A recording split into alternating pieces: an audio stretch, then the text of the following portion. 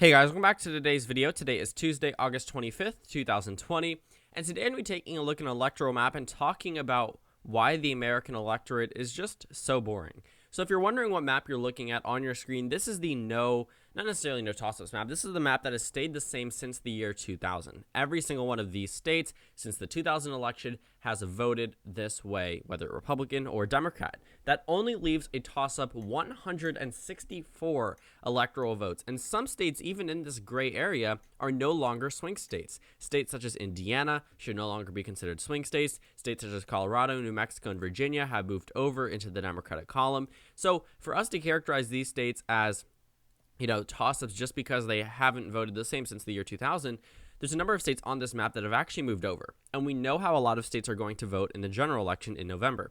Now, there are some states on here that I would say shouldn't be considered toss-ups based off the fact that they have voted for the Republican Party since the year 2000 or for the Democratic Party since the year 2000 as well. Arizona, Texas, Georgia, Minnesota, and Maine are perfect examples of that, but that's still not even half of the number of electoral votes that are considered competitive. And realistically, these states probably are going to still vote a certain way, and we probably know which way that most of these states are going to go even before we hit November. Because as we look across this electoral map, we characterize states such as Colorado and New Mexico and Nevada and Virginia and Minnesota and New Hampshire and Maine all as likely, which means that more likely than not, they will vote with the Democratic Party, and I'm more sure that they're voting for the Democrats than if it was a lean or tilt characterization, which means they really aren't too much necessarily swing states. They could be targeted by the Republican Party, but realistically, they aren't going for them in this election. But if we're looking at the electoral map, this entire American electorate really doesn't change. We don't see too many electoral votes changing, and when we talk about swing states, we talk about the same handful of swing states. We talk about the Rust Belt. We talk about Florida. We talk about North Carolina. And that's why it's important that the Democrats are now competitive in Texas and Georgia and Arizona, because 4 years ago, they weren't. 4 years ago before then, they definitely weren't. So as we look at these states, they start to get progressively leftward.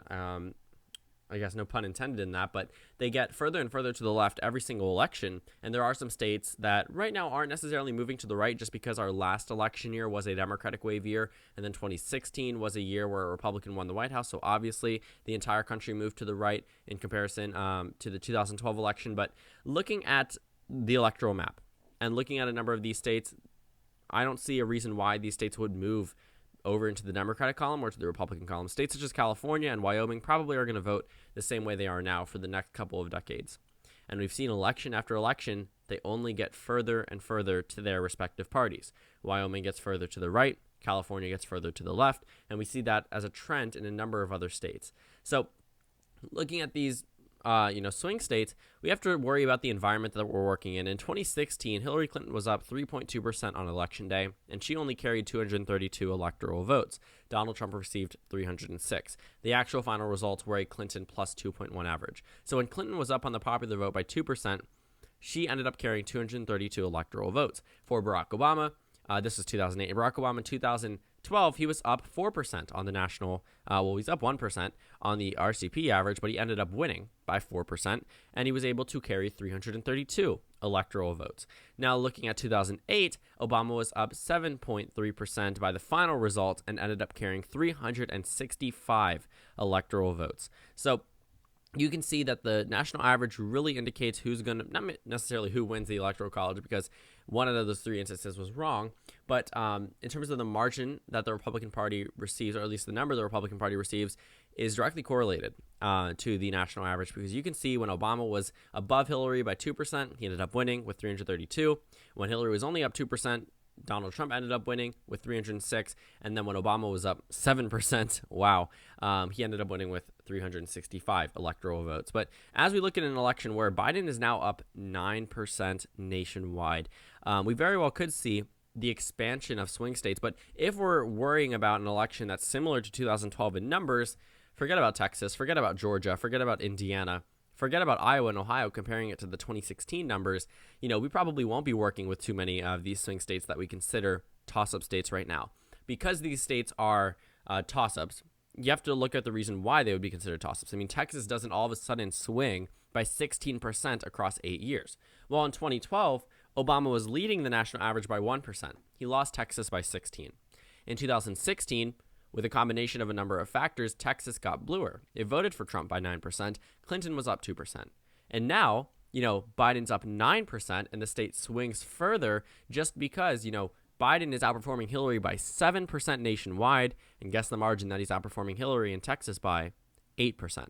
So Texas, combined with a number of other factors and the national average, has become a swing state. The same can be said for Georgia. The same can be said for Ohio and Iowa. Because if we were worrying about an election where Biden was up 1% or Trump was up 1%, Texas would not be talked about. Maybe as a pipe dream, but not as much as it is right now. Iowa and Ohio, these were states that Trump won by nearly 10%. They would not be talked about right now. We would be talking about the swing states that we always talk about: Wisconsin, Michigan, Pennsylvania, North Carolina, and Florida. The only reason why this electoral map seems a little bit more interesting, barely, is because Joe Biden is running up the numbers nationwide. But if we were working with the traditional election, again, take out these states.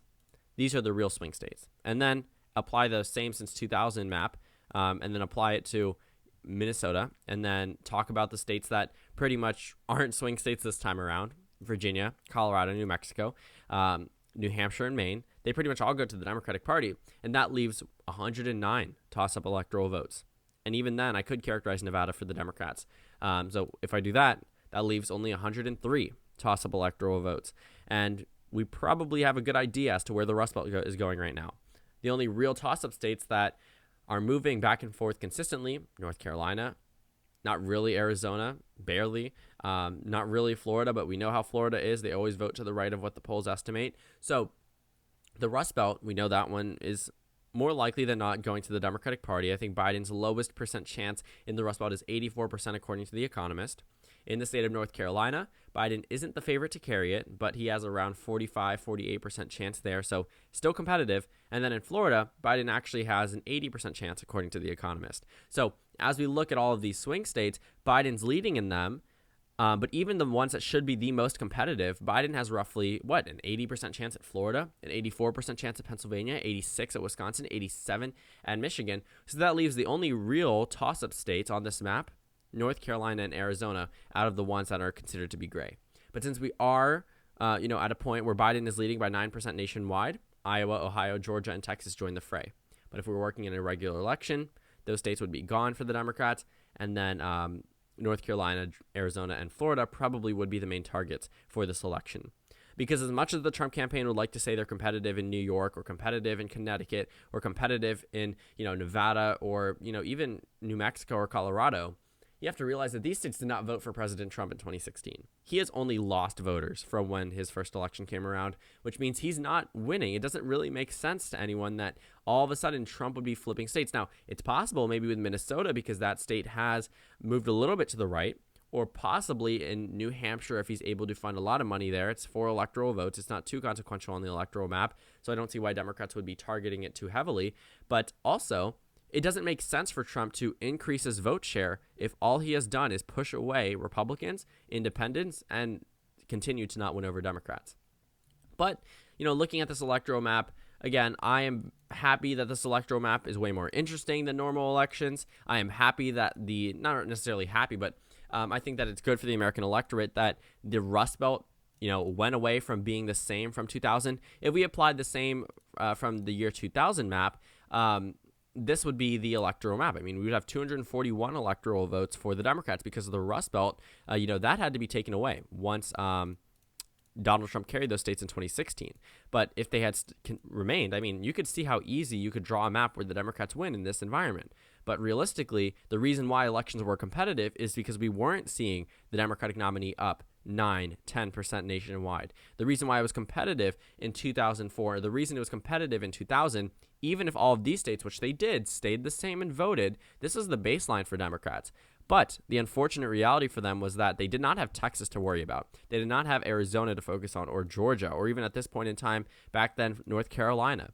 And a lot of the money was spent in these states, which are now Democratic states, Iowa and Ohio, New Hampshire, Virginia, and Florida. And Virginia, 2000, 2004, Republican state. Florida, Republican state. So the Democrats were pretty much working with these remaining 50 toss-up electoral votes, and the environment was much more boring back then than it is right now. But still, the fact that not even half of our electoral votes are considered to be competitive is something to worry about, because if they're not competitive, nobody's really worrying about any of these people because we know how they're going to vote. That means their opinions, in a sense, don't really matter on the electoral map. Yes, politicians will rely on them to win, but other than that, we aren't going to see a lot of campaign stops in Maryland. I think Hillary Clinton came here once. She won the state by 30%.